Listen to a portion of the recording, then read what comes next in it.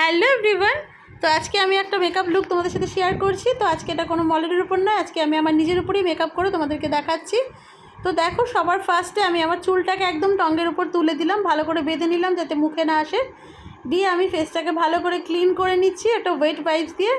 আর আমি একটা toner apply করলাম, যেটা হলো প্যাকেট টোনার। আর ময়শ্চারাইজার অ্যাপ্লাই করছি, ফ্লিকা ময়শ্চারাইজার। আমার তো ভীষণ ভালো লেগে গেছে ময়শ্চারাইজারটা। তোমাদের কার কার ভালো লাগে ফ্লিকা ময়শ্চারাইজারটা আমাকে কমেন্ট করে জানিও।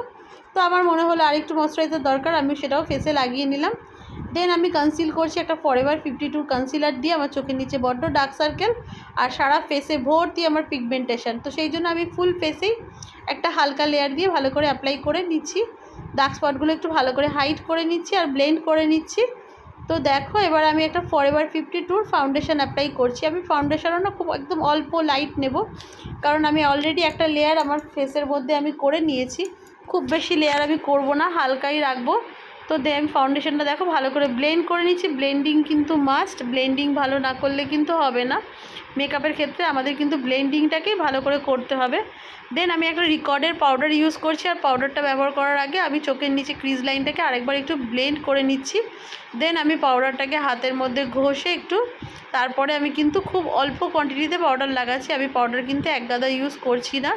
আর দেখো, মাউথ এরিয়ায় না এমনি জিভ দিয়ে উঁচু করে ধরে এই জায়গাটায় বড্ড তাড়াতাড়ি ক্রিজ এসে যায়, তাই দিয়ে আমি পাউডারটা সেইভাবে সেট করলাম।